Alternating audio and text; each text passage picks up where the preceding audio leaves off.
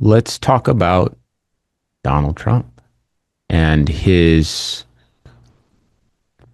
threats to actually use the FBI to go and find these Democrats as though they were fugitives on the run.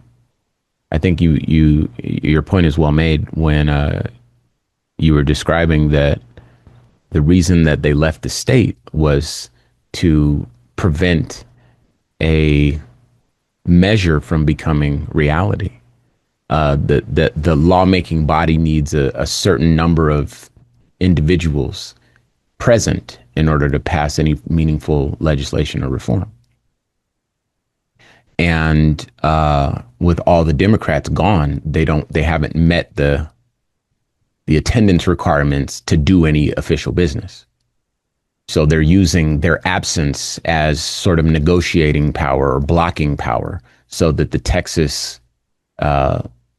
rest of the on the ground Texas representatives can't do anything.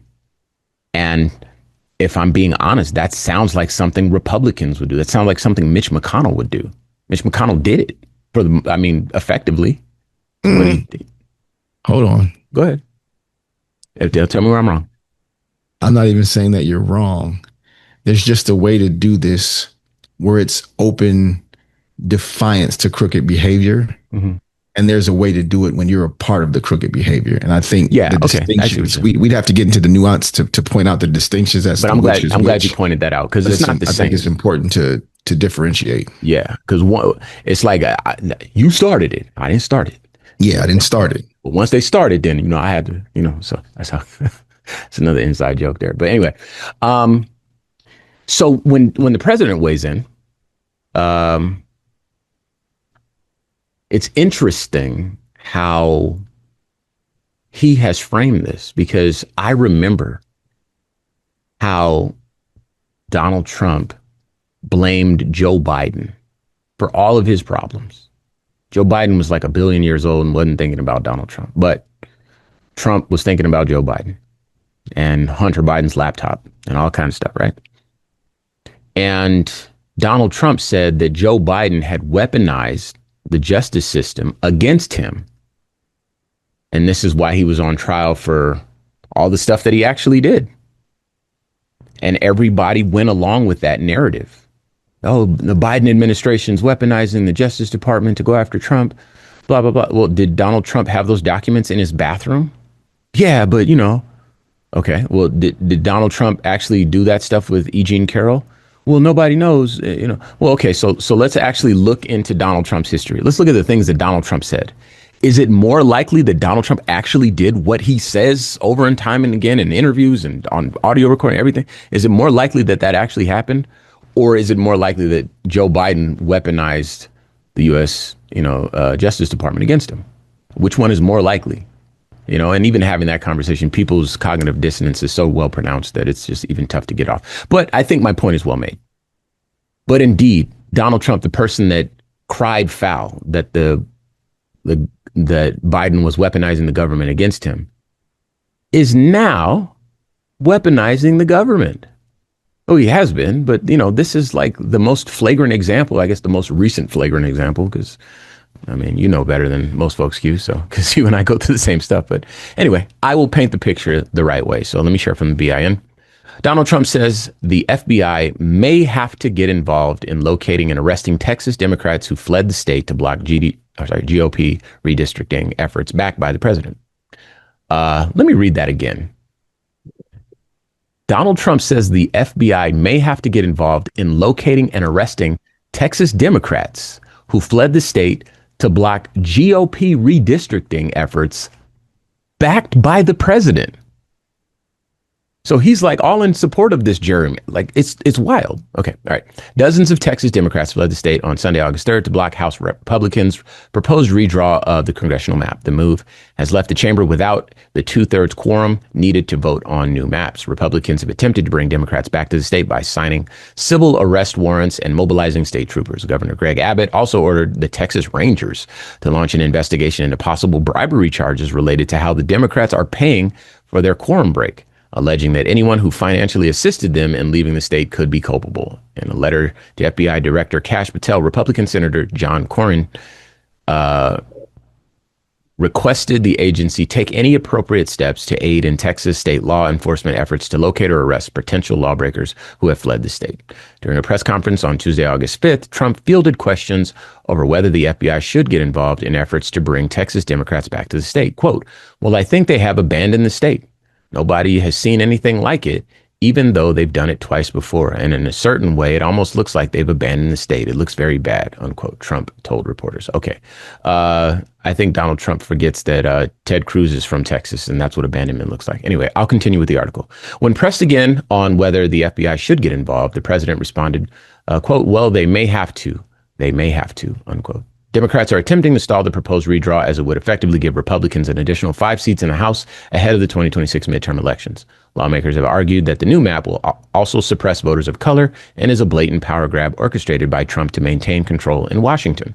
On Tuesday, Abbott requested that the Texas Supreme Court remove House Democratic Caucus Chair Jean Wu, one of dozens of lawmakers who fled to Illinois. Quote, "My purpose has been clear from the start, to serve my constituents and fight for what's right, no matter the cost. You will find that my commitment to the people of Texas is unbreakable," unquote, Wu said in a statement in response to Abbott's petition to the court. So, yeah, man, here we are. Republicans, credit where it's due, they get really creative when it comes time to blocking meaningful change. That filibuster has kept, civil rights acts from being implemented fully how they should have been, voting rights acts and all that sort of stuff. There's people that, and it's been weaponized, very well, masterfully by Republicans. I'm not saying that Democrats haven't done the same thing, but these types of tactics, I see them wielded masterfully by Republicans, and it seems like they just don't like it when Democrats do it. And indeed, they're not just crying foul like Democrats are doing. They're like, "Yo, I'm going to get the Texas Rangers on you. Nobody can donate to your whatever because then that's bribery, and then we're going to come after them too." Like it's, and the crazy part is that they don't see. Well, maybe they do see the hypocrisy, but they ignore it because you kind of have to see it at that point. And the craziest part about this whole thing is that when Gavin Newsom threatens, in California to say, "Hey, look, if you guys are going to start gerrymandering voters out of districts, then we'll do the same and we'll get seats back. You guys want 5, we'll get 6. Like, how you want to play this," right? And then New York, they're doing the same thing, or threatening the same thing rather. Then Republicans cry foul. And I'm like, well, did you see what was happening in Texas? It's like, the cognitive dissonance, like maybe it's not even that. Maybe it's like as intentional as it seems, because we can all remember when Amy Winehouse was still alive and she was like doing drugs on stage when people were filming her with cameras in between songs. And it was like, yo, we can see you. This is not sneak. Like, you're not even trying to sneak. That's how it feels like watching Republicans do this stuff. So, and I know, but I'm telling the truth. These are Republicans doing it. Q, anything? I had a lot, but I now don't have a lot of time to share it. So, ditto. Yeah. Like, we can do it. You can't. We can do it, and it's patriotism. You do it. It's legal. We can do it, and we're just serving our people, and we're just doing the right thing. If you do the exact same thing, we're going to call the FBI.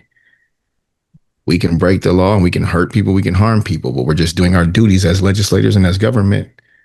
And if our colleagues that are in the same government and serve the same people do the same thing, well, then it's illegal, of course. And we should call the FBI. You should be investigated, and anybody who supports you should also be investigated.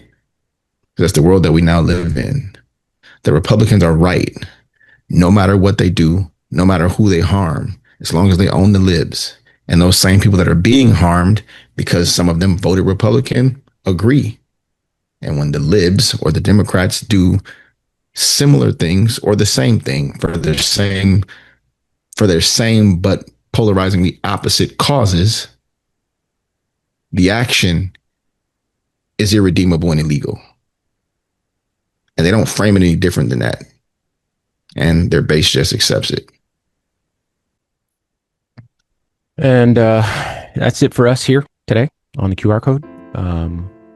We appreciate you listening. As I mentioned, at the top of the show, sometimes these shows are tough.